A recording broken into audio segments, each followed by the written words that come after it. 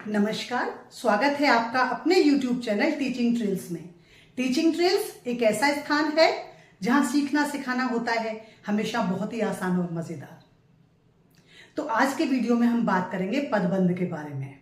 पदबंध कक्षा 10वीं का एक कॉन्सेप्ट है और यह 4 अंक का है। लेकिन पदबंध की बात करने से पहले हम बात करते हैं शब्द की और पद की, क्योंकि परीक्षाओं में शब्द और पद किसे कहते हैं इस प्रकार का प्रश्न भी पूछा जाता है। तो पदबंध की हम बात करेंगे, लेकिन सबसे पहले हम बात करेंगे शब्द किसे कहते हैं और पद किसे कहते हैं। उसके बाद हमें पदबंध समझना आसान हो जाएगा। तो सबसे पहले हम देखते हैं शब्द की परिभाषा।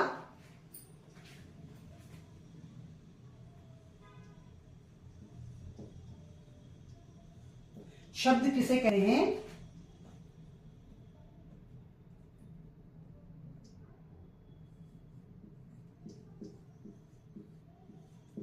वर्णों के व्यवस्थित समूह को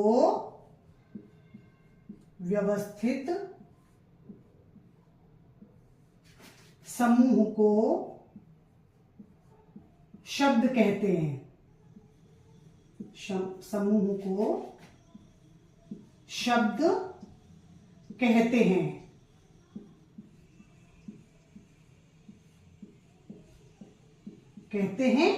अब देखिए, हम सभी जानते हैं कि वर्णमाला में बहुत सारे वर्ण हैं। तो उदाहरण हम लेते हैं, जैसे ला एक वर्ण है, व्यंजन है। मा ये भी एक व्यंजन है। और का, अब मैंने कहा लमक, तो लमक क्या कोई शब्द बना रहा है? क्योंकि वर्ण तो हैं, लेकिन जब इन वर्णों को हम व्यवस्थित करेंगे तो एक शब्द बन जाएगा। अब देखिए, तो कमल, अब शब्द बन गया कमल। कमल हमारे राष्ट्रीय पुष्प का नाम है और कमल नाम भी होता है व्यक्ति का। तो अब ये तो हो गया, शब्द बन गया ये। अब पद किसे कहते हैं? आपने अक्सर मीराबाई के पद, रैदास के पद, रहीम के पद सुने होंगे। काव्य में उन्हें पद कहते हैं, लेकिन हिंदी भाषा में पद किसे कहते हैं? तो आइए उसकी परिभाषा भी देखते हैं। अब पद को एक बार देख लेते हैं।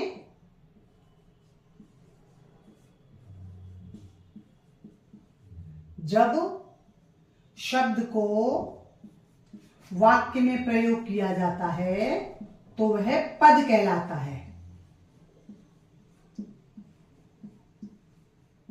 वाक्य में प्रयोग किया जाता है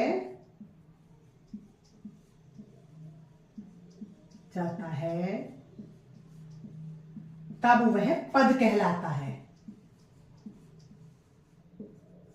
तब वह पद कहलाता है।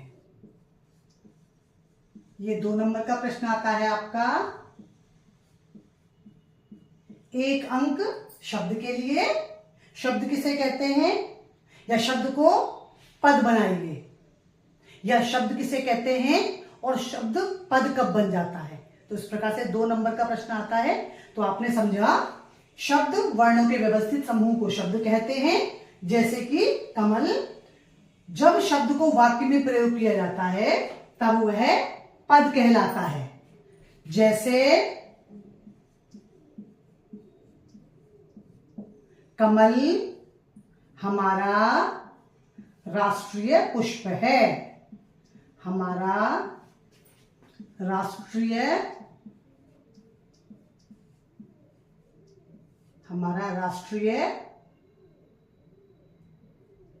पुष्प है। हम सभी जानते हैं कि हमारे नेशनल सिंबल हैं, उनमें कमल हमारा राष्ट्रीय पुष्प है। अब बात करते हैं पदबंध की। पदबंध, अब देखिए, आपने बहुत सारी जगह परिभाषा पढ़ी होगी, सुनी होगी, लेकिन अब आज हम बात करेंगे कि पदबंध को सरल भाषा में कैसे समझें। वो कौन सी ट्रिक अपनाएं कि पदबंध को पहचानना हमारे लिए चुटकियों का खेल हो। तो पहले बात करते हैं परिभाषा की, उसके बाद बात करेंगे प्रकार की और उसके बाद हम बात करेंगे उदाहरण की। पदबंध की परिभाषा आपको प्रत्येक पुस्तक में लिखी हुई मिलेगी, लेकिन जब हम परिभाषा याद करते हैं तो वो कॉन्सेप्ट हमारे लिए मुश्किल होता है समझना। तो पहले हम परिभाषा की बात करते हैं, फिर हम भेद की बात करेंगे और उसके बाद हम उसके उदाहरणों की बात करेंगे। तो सबसे पहले हम देखते हैं कि परिभाषा क्या है। पदबंध, जब एक से अधिक पद मिलकर व्याकरण इकाई का काम करते हैं तब उस बंधी हुई इकाई को पदबंध कहा जाता है। तो पूरा वाक्य है, लेकिन उस पूरे वाक्य में एक वाक्य के अंश को हम क्या करते हैं, रेखांकित कर देते हैं, और उस रेखांकित या जो बंधी हुई इकाई है, जो रेखांकित की हुई इकाई है, वो पदबंध कहलाती है, यानी पदों से बंध जाती है जो। तो कई बार बच्चों को आसान भाषा में समझाने के लिए हम इस कॉन्सेप्ट को थर्मामीटर कॉन्सेप्ट कहते हैं, थर्मामीटर विधि भी कहते हैं। जैसे देखिए, कभी आपने देखा होगा, अगर हमें बुखार हो जाता है या हमें अच्छा महसूस नहीं होता तो हम थर्मामीटर से अपने शरीर का तापमान नापते हैं, और कुछ समय बाद हम देखते हैं कि एक सीमित बिंदु पर आकर के, एक लाइन पर आकर के वो थर्मामीटर हमें इशारा करता है कि हमारे शरीर का तापमान क्या है। उसी प्रकार से वाक्य में, यहाँ पूरे वाक्य को हम रेखांकित नहीं करते, बल्कि एक निश्चित हिस्से को, एक वाक्यांश को, एक वाक्य के अंश को हम रेखांकित करते हैं, जो हमें बताता है कि कौन से प्रकार का पदबंध है।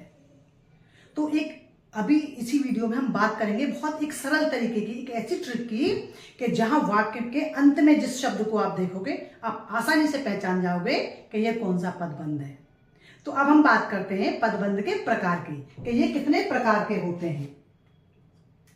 तो अगर हम बात करते हैं, ये पदबंध के भेद हैं। तो सबसे पहला है संज्ञा पदबंध। जब वाक्यांश में बहुत सारे पद मिलकर के संज्ञा का काम करते हैं तो संज्ञा पदबंध कहलाता है। उसी प्रकार से अगला है सर्वनाम पदबंध, विशेषण पदबंध, क्रिया पदबंध और क्रिया विशेषण पदबंध। अब हम समझते हैं एक आसान ट्रिक के माध्यम से कि किस प्रकार से वाक्य के अंत में या वाक्यांश में हम ये देखेंगे कि जो आखिरी शब्द है, रेखांकित किया हुआ जो आखिरी शब्द है, उसको पहचान करके, उसको देख करके हम कैसे चुटकियों में ये पता लगाते हैं कि यह पदबंध का कौन सा प्रकार है। तो और अधिक क्लैरिटी के लिए और अधिक आसानी के लिए अब हम कुछ उदाहरण लेते हैं। आपने पदबंध के प्रकार देखे। पदबंध 5 प्रकार के हैं: संज्ञा पदबंध, सर्वनाम पदबंध, विशेषण पदबंध, क्रिया पदबंध और क्रिया विशेषण पदबंध। ये पहला पदबंध है, ये दूसरा, तीसरा, चौथा और ये 5वां। अब देखिए, यहां पर मैंने पदबंध के नीचे रेखांकित नहीं किया है। अब हम सरल भाषा में समझते हैं इसको। झूठ बोलने वाले लोग बेईमान होते हैं, साधारण वाक्य है। अब हमें क्या करना है, 2 प्रकार से प्रश्न आते हैं। एक तो वाक्य के नीचे आपको रेखांकित करना है पदबंध को, और एक जो पदबंध रेखांकित पहले से किए हुए हैं उनको आपने उनका प्रकार बताना है। तो अभी हम यहाँ क्या करेंगे, रेखांकित भी करेंगे और रेखांकित का उसका प्रकार भी हम बताएंगे। अब देखिए, झूठ बोलने वाले लोग बेईमान होते हैं। अब यहाँ पे आपने अंडरलाइन करा है झूठ बोलने वाले लोग। अब जो लोग है, लोग क्या है, लोग व्याकरण का कौन सा रूप है लोग, या व्याकरण की कौन सी इकाई है? वेरी गुड, संज्ञा। अगर हमने यहां तक करा है झूठ बोलने वाले लोग बेईमान होते हैं, तो देखिए आपने क्या करा, जिस वाक्यांश को आपने अंडरलाइन किया उसका जो आखिरी शब्द है उससे आपको आसानी से पता चल गया कि अगर लोग तक रेखांकित हो रहा है तो संज्ञा पदबंध है। मान लीजिए हम इसको अगर लोग को अंडरलाइन नहीं करते तो हम यहां तक करते हैं, झूठ बोलने वाले लोग बेईमान होते हैं। तो झूठ कौन से लोग झूठ बोलने वाले, तो क्या कर रहे हैं, विशेषता बता रहे हैं। ठीक है, अब विशेषता पॉजिटिव वे में भी हो सकती है, नेगेटिव वे में भी हो सकती है। तो कौन सा पदबंध आएगा, विशेषण पदबंध, विशेषण। और अगर आप इसको लोग तक अंडरलाइन करोगे तो वो आ जाएगा आपका संज्ञा पदबंध। सबसे आसान तरीका है कि जहां तक वो लाइन को रेखांकित किया गया है आप उसका आखिरी शब्द देखिए। अगर आप वाले तक देख रहे हैं तो विशेषण पदबंध होगा, और लोग तक रेखांकित कर रहे हैं या लोग तक रेखांकित किया हुआ है तो वो आपका संज्ञा पदबंध होगा। अब दूसरा वाक्य देखते हैं। धीरे धीरे चलने वाली गाड़ियां अक्सर देर से पहुंचती हैं। अब अगर मैं कहती हूं धीरे धीरे चलने वाली तो विशेषण हो जाएगा, लेकिन चलने वाली गाड़ियां, अगर मैंने कहा यहां तक, गाड़ियां तक हम करते हैं तो कौन सा है, संज्ञा पदबंध। तो ये हो जाएगा हमारा संज्ञा पदबंध। अब इसके बाद देखते हैं, हमारे गणित के अध्यापक ईमानदार व परिश्रमी हैं। अब मान लीजिए शब्द में रेखांकित किया हुआ शब्द आ रहा है वहां तक, हमारे गणित के अध्यापक, अध्यापक क्या है, व्याकरण की कौन सी इकाई है, संज्ञा, जातिवाचक संज्ञा। तो हमारे गणित के अध्यापक ईमानदार व परिश्रमी हैं, कौन सा होगा, संज्ञा पदबंध। क्यों संज्ञा पदबंध होगा, क्योंकि हमने रेखांकित कहां तक किया हुआ है, अध्यापक तक। अब हम बात करते हैं, काम करने वाले मजदूर चले गए। पहले जैसा उदाहरण होगा, अगर हम कहते हैं काम करने वाले, कौन से, जो काम कर रहे थे, विशेषता बता रहे हैं, तो विशेषण पदबंध आएगा। और अगर आप यहां तक इसको अंडरलाइन करना चाहते हैं, मजदूर तक, तो आपका आ जाएगा संज्ञा पदबंध। अब अगर मान लीजिए परीक्षा में आता है आपसे कि वाक्य को रेखांकित करिए और पदबंध का प्रकार बताइए, जहां आपको ऐसा लगता है कि अगर मान लीजिए आपने जिस प्रकार से ये उदाहरण था वाले और मजदूर, आप जहां रेखांकित कर रहे हैं तो आप उसमें अपना वो विशेषण, उसका पदबंध का प्रकार बताइए। और यदि दूसरा आगे का भी बन रहा है तो स्लैश करके आप वो भी कर दीजिए, तो आपके हिसाब से वहां दोनों हो जाएंगे। अब वो अध्यापक या अध्यापिका इन्विजिलेटर के ऊपर है कि वो कौन सा कंसीडर करती है। तो एक में दो पदबंध हो सकते हैं। तो अगर हमने करने वाले देखा तो विशेषण पदबंध, और मजदूर तक देखा तो संज्ञा पदबंध। अब हम बात करते हैं संज्ञा पदबंध। अब इसके बाद बात करते हैं, लकड़ी से बनी यह अलमारी मजबूत है। अब इसमें क्या करेंगे, लकड़ी से बनी, कौन सी, लकड़ी से बनी। क्या विशेषता है उस अलमारी की, क्योंकि वो लकड़ी से बनी है, तो क्या होगा, विशेषण पदबंध। क्यों, क्योंकि हमने वो आखिरी शब्द देखा है। अब हम बात करते हैं, चोट से परेशान आप, किसकी बात कर रहे हैं, आपकी। तो अगर हमने यहां तक करा तो आप शब्द क्या है, सर्वनाम है, पुरुषवाचक सर्वनाम। तो आपने क्या किया, आखिरी शब्द देखा, सर्वनाम पदबंध। यहां पर हमने क्या देखा, आखिरी शब्द देखा, संज्ञा पदबंध। गाड़ियां संज्ञा पदबंध, वाले विशेषण पदबंध, बनी विशेषण पदबंध, आप सर्वनाम पदबंध। अब हम करते हैं हिमालय से कन्याकुमारी तक। अब देखिए, कई बार होता है बच्चे समझ में नहीं आता क्रिया विशेषण पदबंध को कैसे पहचानें। क्रिया विशेषण में 4 प्रकार की विशेषता होती है क्रिया के। सबसे पहले रीतिवाचक, गुणवाचक, स्थानवाचक, कालवाचक। अगर कहीं समय का पता चल रहा हो, कहीं स्थान का पता चल रहा हो, कहीं तरीके का पता चल रहा हो, गुण का पता चल रहा हो, तो वो सब क्रिया विशेषण आएगा। अब देखिए, हिमालय से कन्याकुमारी तक, हिमालय से कन्याकुमारी तक क्या आ गया, स्थान। तो क्या आएगा, कौन सा, क्रिया विशेषण, क्रिया विशेषण पदबंध। क्यों, स्थान की विशेषता बता रहा है, क्रिया विशेषण पदबंध।